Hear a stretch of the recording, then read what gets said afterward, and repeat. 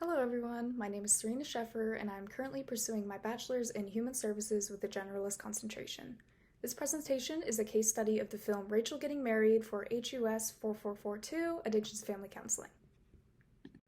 Throughout the movie, we follow our main character, Kim Buckman, as she is temporarily released from rehab to attend her older sister Rachel's wedding.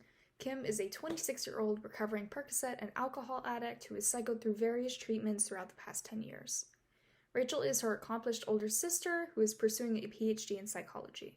Rachel and Kim share a competitive and slightly aggressive dynamic, with Rachel fighting to receive the attention Kim receives each time she returns home from rehab.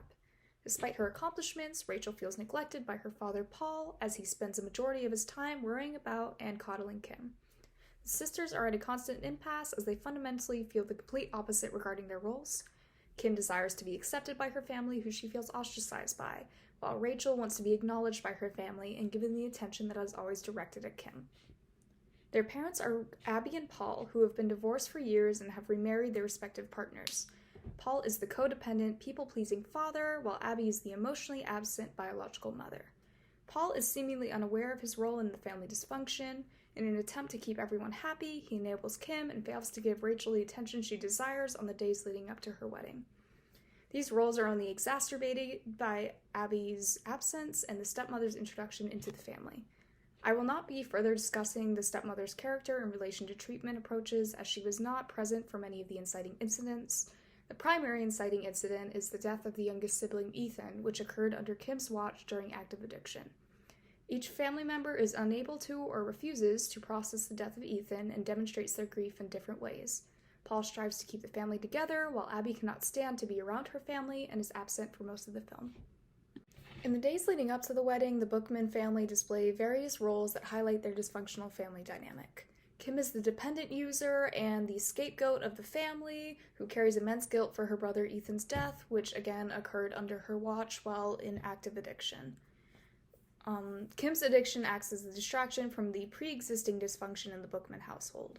While Ethan's death was the catalyst, Kim's addiction was present before his death, which leads me to believe that there were pre-existing dynamics there left to uncover.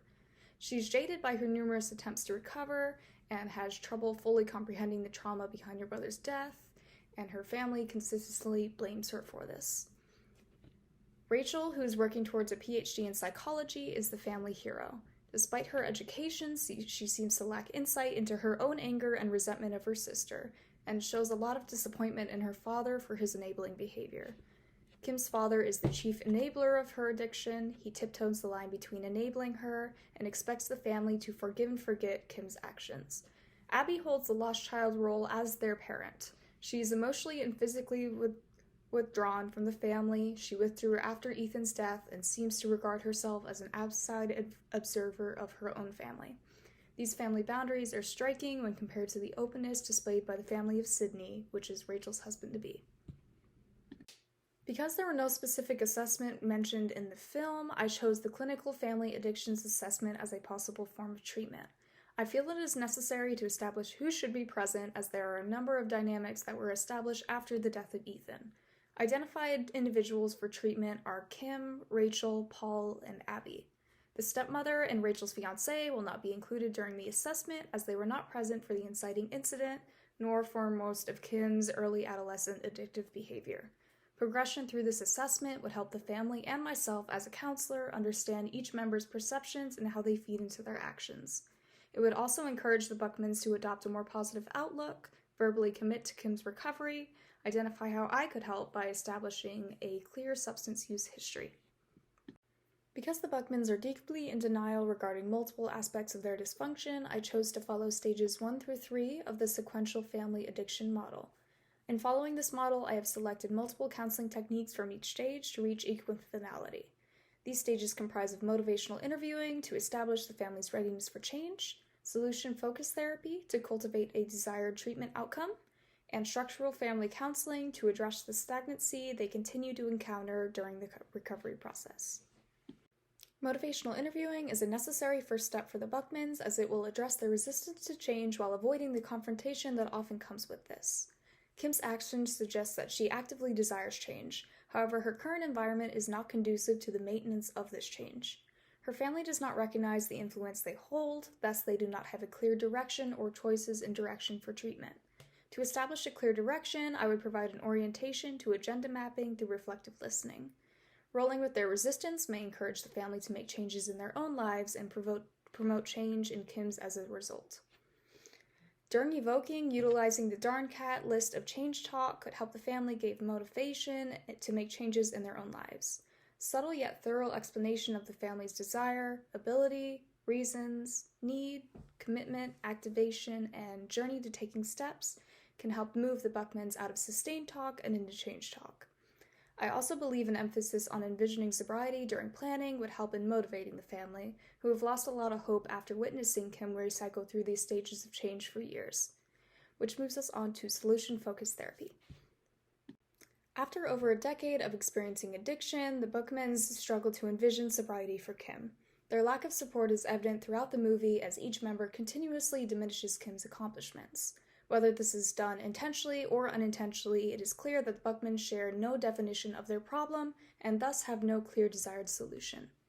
3 techniques I believe would be effective in this scenario are problem definition, goal setting, and scaling questions.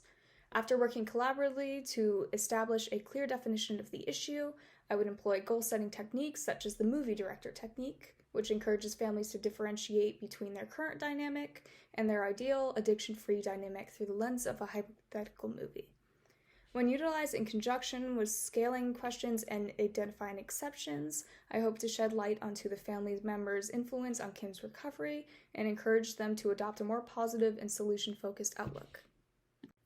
I anticipate encountering stagnancy within the counseling process as the Buckmans' primary source of contention, Ethan's death, has been left unaddressed for years. They instead draw attention to Kim's addiction so they do not have to endure the pain of their unaddressed grief. I would like each member of the family to acknowledge the roles they continue to play and understand how this contributes to their dysfunction. Joining is a necessary first step as the Buckmans struggle to see each other's perspectives. One structural pattern I have identified in the Buckmans is Rachel's role as a pseudo-maternal figure to Kim, which eclipses Abby's role as a mother. Paul has learned to lean on Rachel and expects her to cater to Kim.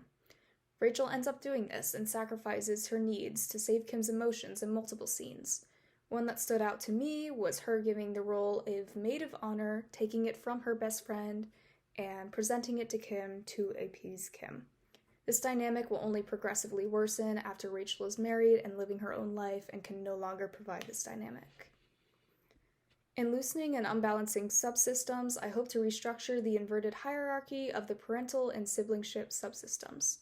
Using spontaneous behavioral sequences, I would draw attention to the blurred boundaries within the family. Abby should be reinstated as mom, leaving Rachel without the need to cater to Kim's emotions and well-being.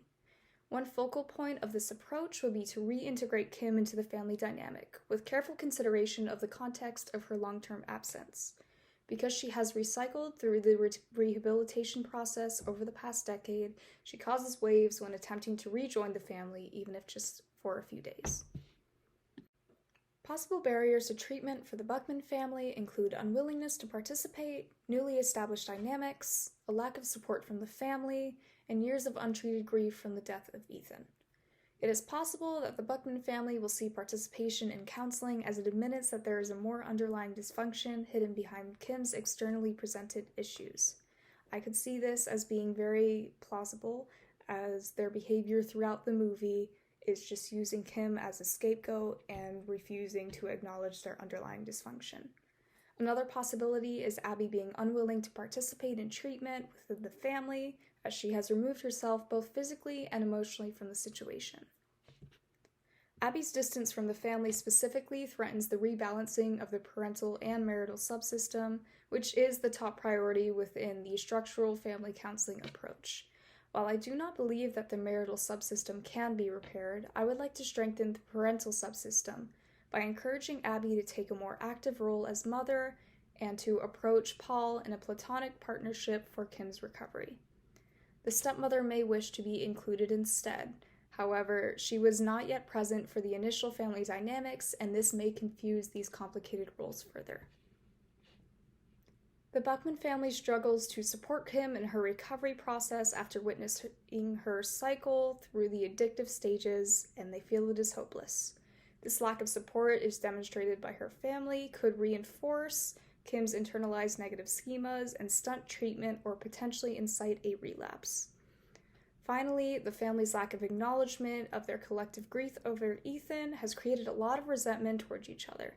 If this is not approached tactfully, this anger could result in a significant conflict or termination of treatment altogether. There are many external resources that the Bookmans could benefit from in tandem with counseling. However, attempting to navigate these resources by themselves would easily become overwhelming. Legacy Behavioral Health Center offers targeted case management to help with this. It utilizes a wraparound method to find the best holistic approach for the myriad of resources they may require. This service will identify any additional services that could be helpful, make sure they are sequenced appropriately. The sources I have identified below are free, community-based, and highly accessible. For each member, a practical and accessible peer support group, such as those offered by Right Life, would be helpful in their individual journeys. Right Life offers certified recovery peer support and additional services such as mentoring, coaching, and advocacy. Rachel mentions attending Naranon and alludes to it not going well or at the very least being ineffective. However, it's possible that the family was not mentally prepared to face their grief, and thinking about Kim's actions while in active addiction may have prevented its efficacy. Because a significant portion of the resentment found within their dynamics is related to Ethan's death, it is necessary to address their grief in tandem with Kim's addiction. The Compassionate Friends is a locally based nonprofit organization that specializes in treating grief for the death of a young family member in both short-term and long-term scenarios. They have support groups specific to bereaved siblings, bereaved parents, lost to substance-related causes, and bereavement in situations longer than 3 years ago, all of which apply to this scenario. Finally, I believe sober living would benefit Kim significantly as her household is emotionally charged. Recovery is already a difficult process and is complicated as she resides in the original environment of her trauma. Ethan's room has been left untouched for years, signaling their fear of confronting the past and his death, and leaving a constant reminder for Kim of her past. Additionally, both Paul and Abby enable Kim. As shown later in the movie, Abby has the tendency to act out in her anger as well, so it is not a very good environment for Kim to recover. During a confrontation with Kim and her mother, it was revealed that Abby held a portion of the responsibility for Ethan's death as she knowingly allowed an intoxicated Kim to watch over and drive her wayward brother. Abby initially responded by denying this notion and quickly resorted to physical violence after the altercation intensified. After fleeing the scene, Kim purposefully injures herself by driving into a dead end. Although this example is one of the more significant ones, Kim's interactions with her family very obviously place her in an emotionally vulnerable state. I would like to provide Kim the opportunity to establish herself as an independent and sober adult without the influences of her parents. A sober living facility, such as the Oxford House, would allow her to have a supportive change of environment, allow her to maintain independence as a sober individual, and give her space to process her grief. Here I have listed links and the information regarding the wraparound services that I have mentioned earlier in this presentation, as well as the references that I have used for this entire project. And this concludes my presentation for HUS 4442 Addiction Family Counseling. Thank you.